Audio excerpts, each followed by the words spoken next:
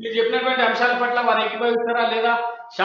విధానపరమైనటువంటి అంశాలు. అయోధ్య రెడ్డి గారు, కృష్ణమూర్తి గారు కుండ బదులు చెప్తున్నారు. శాసనపరమైనటువంటి అంశాలు వేరు, విధానపరమైనటువంటి అంశాలు వేరు. వీటిపైన మీ స్పందన ఏంటి? మీరు ఎట్లా అభిప్రాయపడతా ఉన్నారు? అందుకే పార్లమెంట్ డెఫినేషన్ ఒకసారి చూడమని చెప్పింది, ముందే చెప్పాను. పార్లమెంట్ అంటేనే దాని నిర్వచనం రాష్ట్రపతి, లోక్సభ, రాజ్యసభ. వీటిని మూడు వేరువేరుగా చూసి మనం మాట్లాడితే రాష్ట్రపతి విలువను తగ్గించినట్టుగానే ఉంటుంది, తప్పించినట్టు ఉండదు. ప్లస్ రాజ్యాంగ విలువను నేను వ్యక్తులుగా ఇవాళ రాష్ట్రపతిగా మేము ముందే చెప్పినాం, వాళ్ళ రాష్ట్రపతిగా ఒక వ్యక్తి ఉండొచ్చు, కానీ ఆ కుర్చీలో కూర్చున్నప్పుడు దేశం గౌరవించుకోవాల్సిన బాధ్యత అధికారంలో ఉన్న వాళ్ళ మీద ఉంటుంది. ఇట్ సెల్ఫ్ నేను అనేది పార్లమెంట్ అంటేనే ముగ్గురు కలిస్తే రాష్ట్రపతి, లోక్సభ, రాజ్యసభ మూడింటి కలిపి పార్లమెంట్ అంటారు. ఆ పార్లమెంటు భవన శంకుస్థాపనలో పార్లమెంటు రాష్ట్రపతికి భాగస్వామ్యం లేదు. ఆ పార్లమెంటు భవనం ప్రారంభోత్సవంలో రాష్ట్రపతికి అది ఓపెనింగ్ లో భాగస్వామ్యం లేదు. దీనికి సమాధానం చెప్పుకోవాల్సిన బాధ్యత ఎవరైతే సొంత కార్యక్రమంగా భావిస్తున్నారో వాళ్ళు చెప్పుకోవాలి. నేను అనేది కూడా అదే. ఇవాళ మీ పెద్దలు కృష్ణమూర్తి గారు అన్నట్టు ఇది ఖచ్చితంగా శుభకార్యమే. శుభకార్యంలో నా ఇంటికి నా పెద్ద కొడుకు రావద్దు, లేకపోతే నా ఇంటికి ఆయన పిల్లలు రావద్దు, చిన్న కొడుకు పిల్లలు రావద్దు, కోడలు రావద్దు, ఇంకో బిడ్డ రావద్దు అని శుభకార్యాన్ని మరి ప్రారంభించుకుంటే శుభకార్యం అనేది ఎవరికి ఎంతమందికి అవుతుంది అంటున్నాం. 100% మనది భారతదేశం. అది ఇవాళ రేపు మోడీ పోయిన పార్లమెంట్ భవనంలో ఖచ్చితంగా కాంగ్రెస్ అధికారంలోకి వస్తే అదే భవనంలో రాష్ట్రపతి గారి ఆహ్వానం లేదు, కానీ ఇవాళ రాష్ట్రపతి గారి ప్రసంగాన్ని లోక్సభ స్పీకర్ గా చదువుతారని ఉంది. అంటే ఆమె రిటర్న్ లో ప్రసంగం ఇచ్చింది, ఆ ప్రసంగాన్ని చదువుతారని ఉంది. ఆహ్వానం ఉంటే కదా లెక్కన. అంటే నేను అనేది రెండు వేరు. రాజ్యాంగపరమైన విధులు నిర్వర్తించడం వేరు, ప్రారంభోత్సవానికి ఆహ్వానించడం వేరు. ఇది ఖచ్చితంగా ఎవరైనా పిలిచినప్పుడు వస్తారు, పిలవనప్పుడు పిలవలేదని ఆగిపోయింది, అంతే కదా జరిగింది. నిన్న పిలవలేదు కాబట్టి ఊకున్నారు, రాష్ట్రపతిని పిలిచింది కాబట్టి వచ్చి తన బాధ్యతలను విధులను నిర్వర్తిస్తారు. అంటే పిలవలేదు కాబట్టే కదా ఆగిపోయింది. అట్లనే ఇంకోటి మన మణిపూర్ ఉదాహరణ చెప్తున్నారు.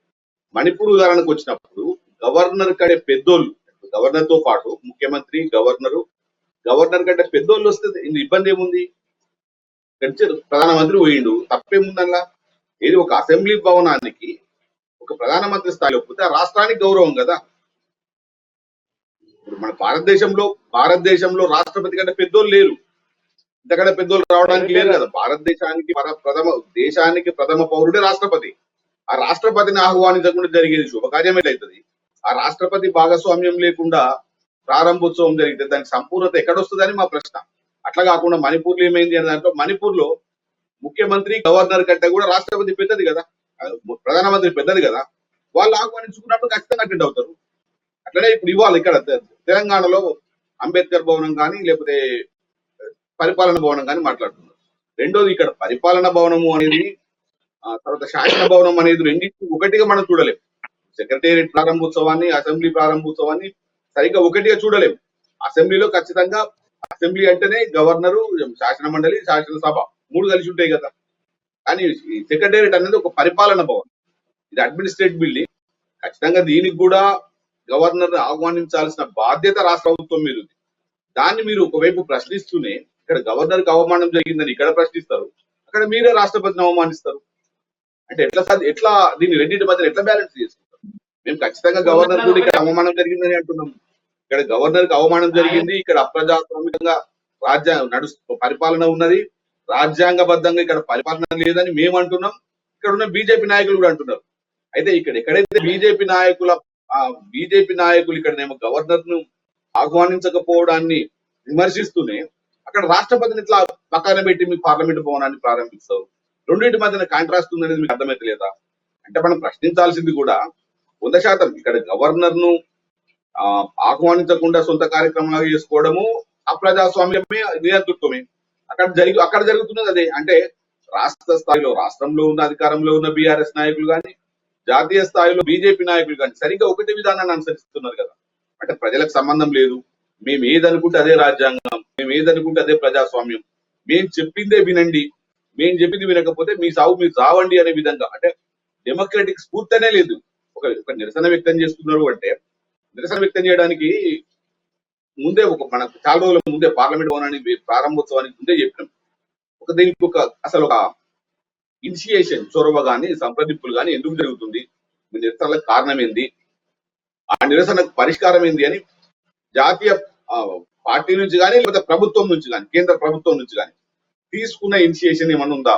పార్లమెంట్ వ్యవహారాల శాఖ మంత్రి అయితే ఉంటారు కదన్నా, ఆయన తీసుకుపోయి అన్ని పార్టీల లోక్సభ నాయకులతో ఎందుకు మాట్లాడలేదు, ఎందుకు సంప్రదింపులు జరపలేదు? అంటే మీ నిరసనకు కారణం ఏంది, నిరసనకు పరిష్కారం ఏంది?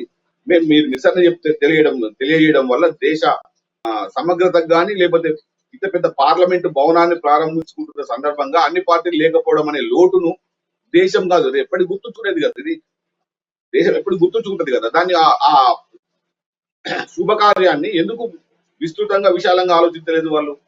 తప్పు వాళ్ళది కదా, అధికారంలో ఉన్న వాళ్ళది. ఇప్పుడు ఒకటన్నా ఇప్పుడు మనం చూస్తాం, ఇంటి పెద్దగా నేను ఏదైనా తప్పు చేసినా ఉప్పు చేసినా అనేది ఒక పాట అయితే, ఏ కొడుకో చిన్న కొడుకో పెద్ద కొడుకో పెళ్ళామో అలిగింది, ఏం చేస్తాం, ఏందమని బాధ అని అడుగుతావు కదా.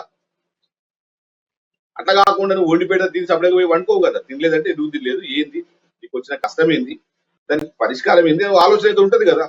అధికారంలో ఉన్నోళ్ళు పెద్దరికంలో ఉన్నోళ్ళు వాళ్ళు అంత విశాలంగా ఎందుకు ఆలోచించలేదు? ఇక్కడ వస్తున్నటువంటి ఇంకొక విమర్శ ఏంటంటే, మీరు స్పష్టంగా దానికి కూడా సమాధానం చెప్పాలి. ఇది కేవలము జాతి సమగ్రత కోసం సమైక్యత కోసం జరుగుతున్నటువంటి అంశము, కొంచెం హిందూ సాంప్రదాయ పద్ధతిలో జరుగుతున్నటువంటి ఈ ప్రారంభోత్సవంలో పాల్గొంటే మైనారిటీ అవుతారేమో అనేటువంటి ఒక బాధతోటే విపక్షాలు దీన్ని పూర్తిగా పక్కన పెడతా ఉన్నాయి, వాళ్ళు దీన్ని జీర్ణించుకోలేకపోతున్నారు అనేటువంటి విమర్శలు కూడా వస్తా ఉన్నాయి. అంటేనా విమర్శలకు 100 రకాలు 100 మంది 100 రకాలు మాట్లాడుతుంటారు. ఖచ్చితంగా ఇప్పుడు భారతదేశము అనేది మెజారిటీ హిందువులు ఉన్నారు, ఖచ్చితంగా హిందూ దాని ప్రకారం జరుగుతుంది. మిగతా వాళ్ళని కూడా రిఫ్లెక్ట్ చేసే విధంగా అడిగి ఇమాములు పిలుచుకున్నట్టున్నారు, క్రిస్టియన్లు కూడా పిలుచుకున్నారు, వాళ్ళని కూడా పిలుచుకుంటారు. అన్ని వర్గాల ప్రజలను రిఫ్లెక్ట్ చేసే విధంగా ఉంటది. అది దానికి రాజకీయాలకు మతానికి సంబంధం లేదు. మతము అనేది పూర్తిగా ఒక వ్యక్తిగత అంశం. అది ఎవరి నమ్ముతావు ఎవరి నమ్మవు అనేది అది నీ ఇష్టం. నేను దేవుని నమ్ముతా, నువ్వో దేవుని నమ్ముతావు. హిందువులలో కూడా నీకో దేవుని నమ్ముతావు, నాకో దేవుని నమ్ముతావు. ఇలా విష్ణువులు ఉన్నారు, ఇలాంటి శైవులు ఉన్నారు, ఇట్లా రకాల ఒపీనియన్స్ తో ఉన్నారు. ఇవన్నీ పక్కన పెట్టి గ్రామ దేవతలను ఒకరు మల్లన్నకు ఇప్పుడు మల్లన్న ఇంటి దేవుడు ఉన్నాడు, ఒకరికి ఎల్లమ్మ ఇంటి దేవత ఉంది, ఒకరికి బాలమ్మ ఉంది, ఒకరికి దుర్గమ్మ ఉంది. మనకే గిన్ని వైరుధ్యాలు ఉన్నాయి. అంత మాత్రాన వాళ్ళ ఇంటికి ఊము అనుకోవడం ఆలోచన అనేది లేదు, ఉండదు కదా. కేవలం మా దేవుని నమ్ముతున్నావు మా దేవుని నమ్ముతలేవు అనే ఆలోచనతో పోదు కదా. కేవలం అది మతం అనేది వ్యక్తిగత అంశం, దానికి రాజకీయాలను ముడిపెట్టాలనే ఆలోచన ఎప్పటి నుంచి కూడా బీజేపీ ఆర్ఎస్ఎస్ వాళ్ళ అనుబంధ సంస్థలు వాట్సాప్ యూనివర్సిటీలు ఏదో ప్రచారం చేస్తుంటాయి, కానీ దానికి మతానికి ఎట్లాంటి సంబంధం లేదు. మతం అనేది పూర్తిగా వ్యక్తిగత అంశము. మతానికి రాజకీయాలను ముడిపెట్టి రాజకీయాలు చేయడం అనేది విభజన విద్వేషాలకు కారణమైంది. కాబట్టి మేము మతాన్ని గౌరవించుకుంటున్నాం. ఎవరి మతం వాళ్ళ గొప్పది, ఎవరి దేవుడు వాళ్ళ గొప్పడు. నీ దేవుడు నీకెంతో, నా దేవుడు నాకంతే. అందుకని ఆ విషయాన్ని ప్రస్తావించకుండా నీ నమ్మకాన్ని నువ్వు కొనసాగిస్తుంది అవతలను గౌరవించుకోవాలనే విశాల దృక్పథంతో ఉండాలని మేము కోరుకుంటున్నాం. అది రాజకీయాలకు లేకపోతే మతానికి సంబంధించిన అంశం కానే కాదు.